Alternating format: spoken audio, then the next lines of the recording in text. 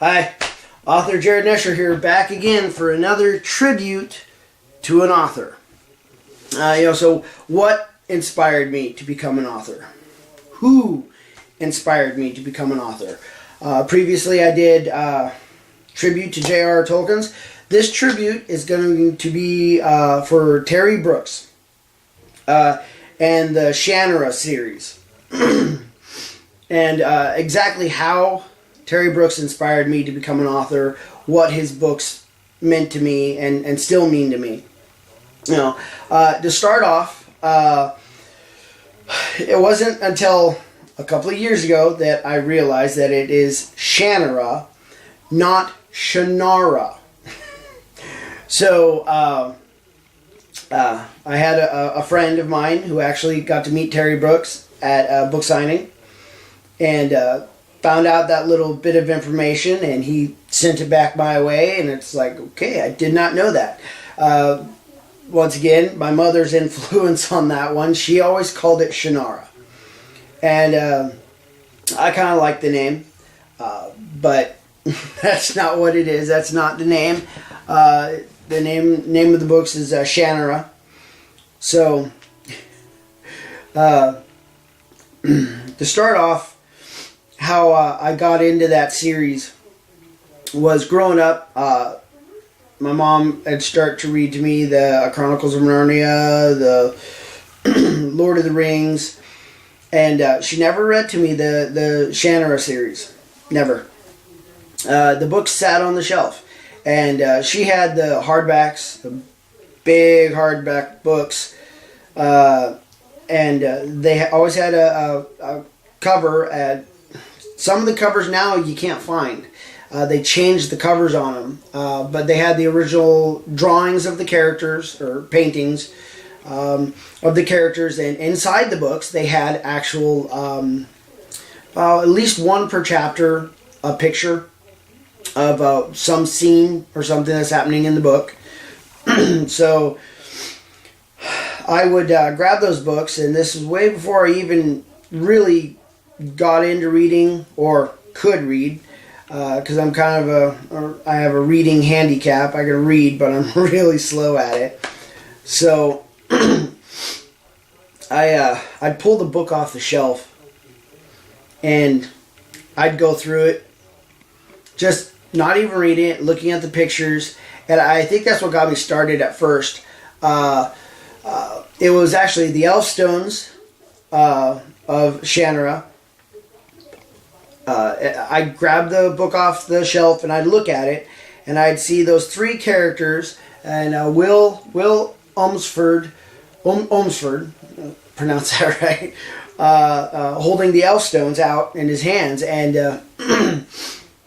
and because I already had a very, very, very vivid imagination, and I still do to this day, you could say one comment and my imagination is soaring, and I've created a whole world with characters and a whole action and everything within about 20 minutes. I constantly do that. I always have stuff going through my head. That's why a lot of my friends think I should still become a film director. So it was, I started just looking at the picture of the Elfstones of Shannara, creating a story of my own. Just, this is what must have happened. And then you look through the pages and you find pictures, and then it just adds to my story. And I always had this story of what it was supposed to be. It wasn't until I actually, once again, I had to get the audiobooks because job, family, I didn't have time. So I got the audiobooks, and I got the unabridged and abridged. I like both of them. Sometimes the variations of the narrator is really interesting. That I actually went through it, and I realized, oh, I was way off. You know, when I took that cover picture as a child and created a story of this is what it must be like, I come to find out, man, I am way off. So But my mom did tell me just a little bit. She didn't read any of them to me, but she did tell me a little bit of the Sword of Shannara, a little bit of the direction to it, and of course the pictures inside the book kind of helped my imagination fill in the holes. Once again, I was way off. But I think it's just something simple like that. It was a picture. And people really don't realize sometimes the picture on the cover, you know, when they say in marketing, oh, you want it to catch the person's eye, and sometimes it catches more than just their eye. And it was just really odd because unlike Lord of the Rings, where I was already into it, I had someone had read it to me, I watched the cartoons, and I was deeply entrenched into that fantasy. You know, why did the Shannara series stick with me for so long? And I think it's because my mom and her having those books on the shelf. They were like, I'll use the word like taboo. I don't know if that's the right word. It was like it was on the shelf, but I wasn't allowed to read it. And I don't think it was because she didn't want me to read the books. It was simply because she didn't have the time to read the books. And they were very, very in depth.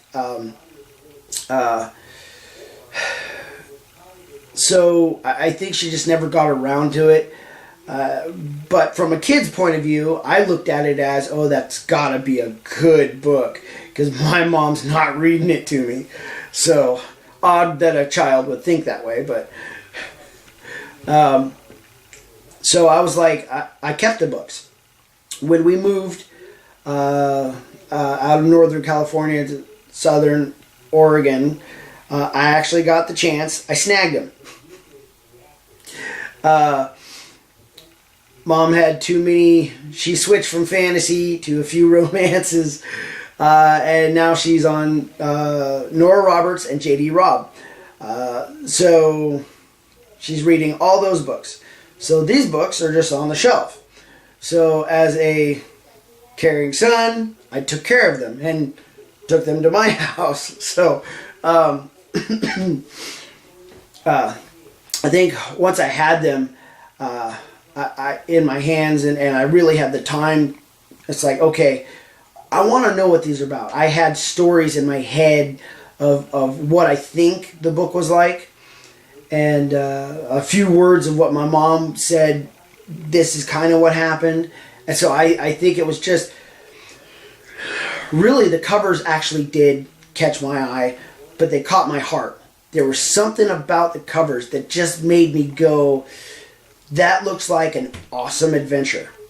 And so I was going to determine, it's like, okay, well, I really want to go and read these. Well, once again, I didn't fully have the time to read. I started, and then I was like, you know what, I'll get them on audiobook. And so I have both the books and audiobooks. And I got started, and I really enjoyed the world that he had based. It wasn't until, because I got some of the books mixed up in different areas. I got the first trilogy right in sequence. Of course, the first King of Shannara was right before the sword, so I knew where that one went. The second set of 4, the Scions of Shannara series. There's 4 books in that one, but it was all the other ones that I had no clue where they went. So I just started kind of reading them at random, and so it was kind of like a fun adventure, because not only did I have to take the time just like, this is what's happening in this book, but I had to find a way to piece it to the other books, because Terry Brooks linked them together, which is awesome for an author to do that. You know, there's a lot of authors out there that link maybe 1 or 2 books together and then just go on. And they use the same style for another series. And when I look at Terry Brooks, I mean, this is a series that has gone on for a long time. And it's still going. I'm waiting for the new book to come out. So, you know, I just like, sometimes I wonder, it's like, okay, this is the end. He's done. It's done. And then here comes another one. You know, it's like, and it's not one of those stories that, oh, he's just trying to squeeze in another book, and, you know, it's the same characters, and, you know, it's a different generation each time, and so it's like, oh, cool. I get excited because I'm really interested to see, okay, what happens in the future. How did...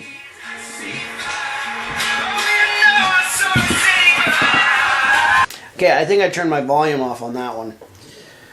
I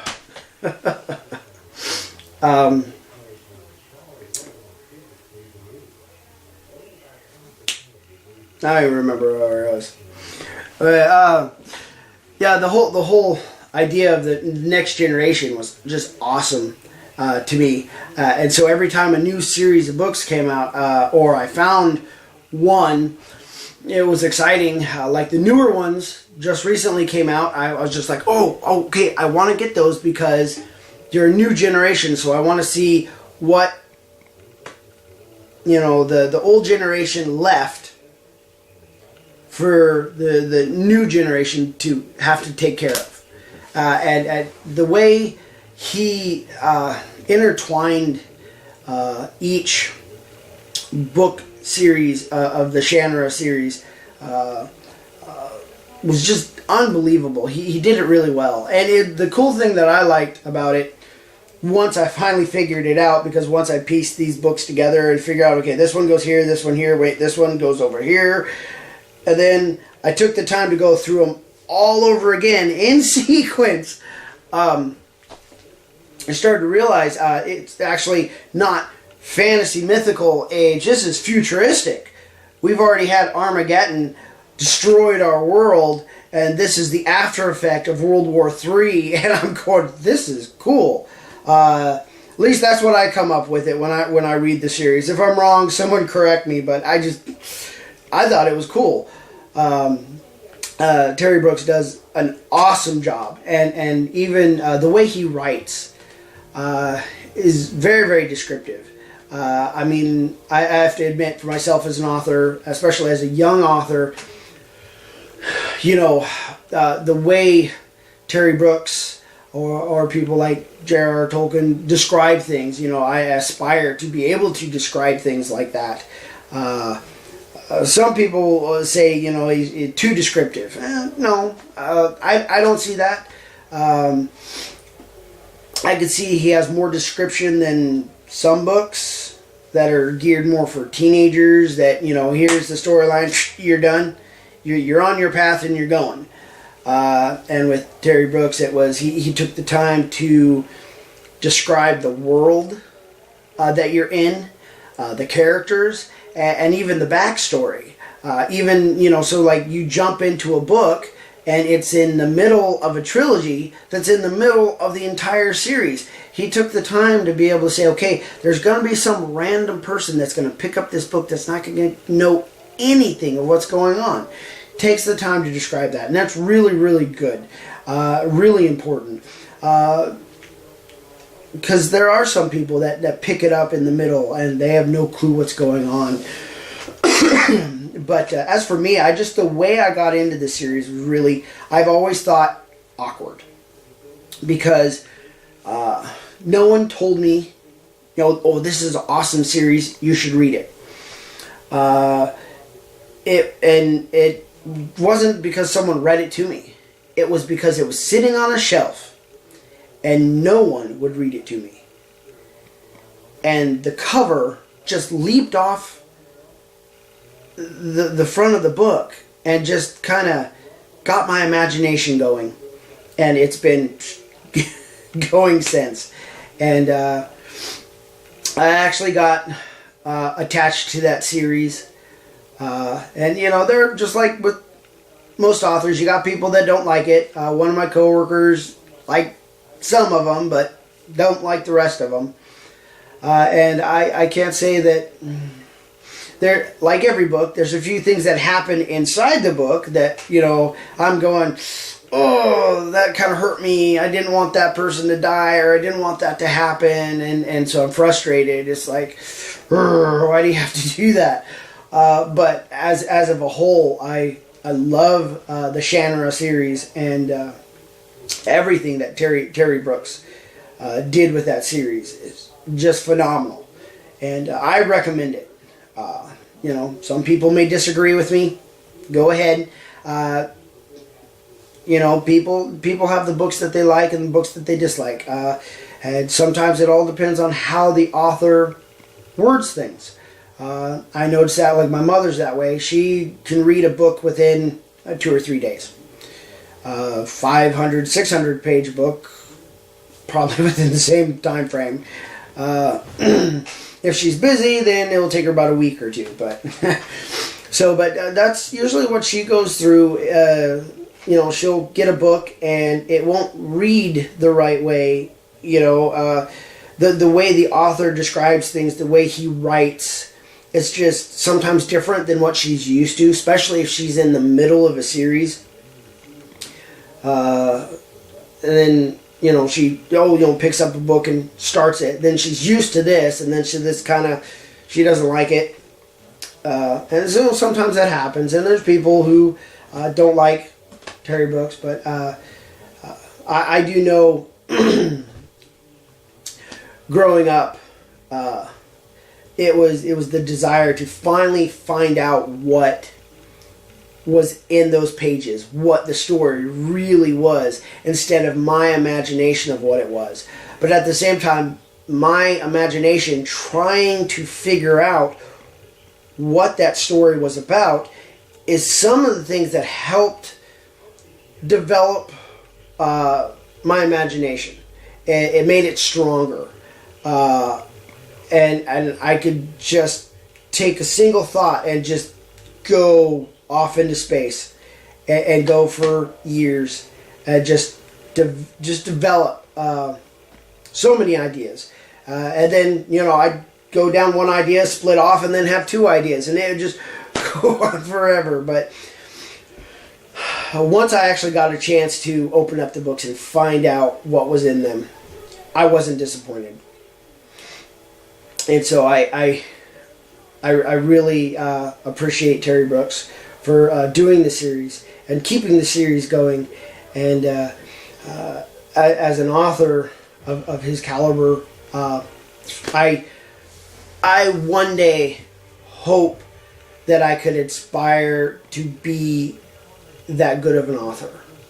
And there's a few other authors that, you know, I say the same thing about. You know, like previously, J.R.R. Tolkien's. People like J.R.R. Tolkien's and Terry Brooks are phenomenal authors, and they inspired me to become an author. But they also inspire me to become a better author. You know, because sometimes, especially in this market, yeah, you can just, you know, well, here's a book, have someone cheaply edit it, and, you know, self-publish. You know, and there's a lot of them out there. And especially with my books, I don't want my book to be like that. I want people to love the characters, love the world, love everything. And be like, you know, 20, 30 years from now, I want someone to say about me what I'm saying about Terry Brooks. And I know for a fact I'm not as good as an author as he is. Just, you know, years of experience, you know. But I hope that one day I could aspire to be just as good.